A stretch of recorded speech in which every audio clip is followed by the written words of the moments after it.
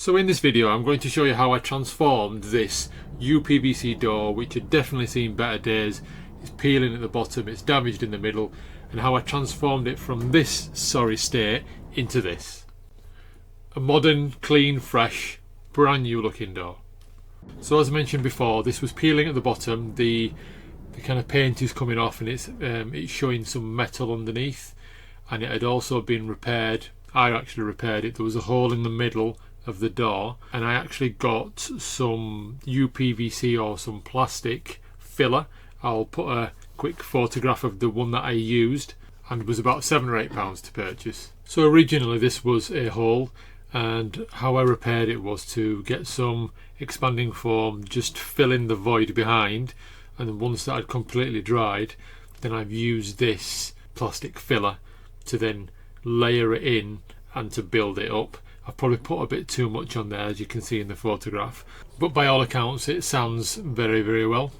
So simply starting off with some thicker sandpaper and then going lighter and lighter with the sandpaper until you've got a nice smooth finish. Wasn't perfect, but good enough. Next step, I wanted to make sure that the paint that we were going to put on it is going to stick to it. Just go over the whole door with some fine sandpaper, that should be enough, and then just give it a good wipe with a damp cloth. So this section at the bottom was quite loose anyway, so it was just removed using a window scraper. And then we are ready to paint, and here is where we kind of unveil the curtains on the star of this video, which is this fantastic paint, French Chic Al-Fresco.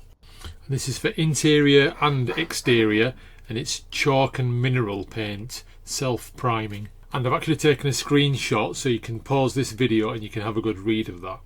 It can actually be applied using a brush or a roller. I actually used a little bit of a combination of both.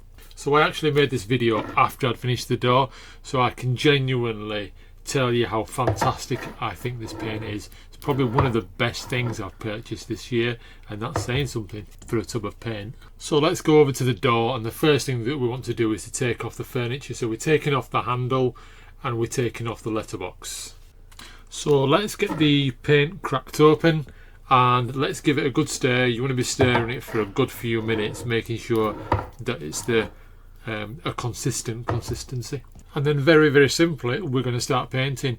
Now, as you can see, I've not masked these windows off. I'm quite good at painting. I've got a steady hand, so I'm fine with that. But if you haven't, then you might want to mask that glass off, so you're not getting any on the glass. And how I'm going to attack this is I'm going to go sparingly on it. So I'd rather put more coats on, do it layer by layer, than to just slap it on. I've always found that that's the best solution. In the areas that are going to be tight, I'm using the brush, and then in the areas that I can access with a small sponge roller, then I'll be using that, and again layering it on sparingly and then going over a few times if I need to.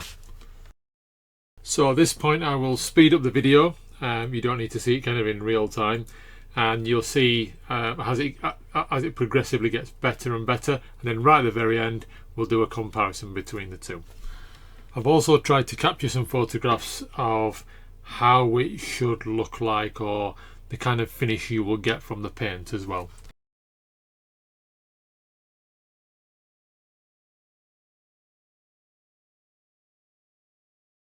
And then that is the finished article once it's had its furniture put back on, and you too can get this amazing result just from a pot of paint.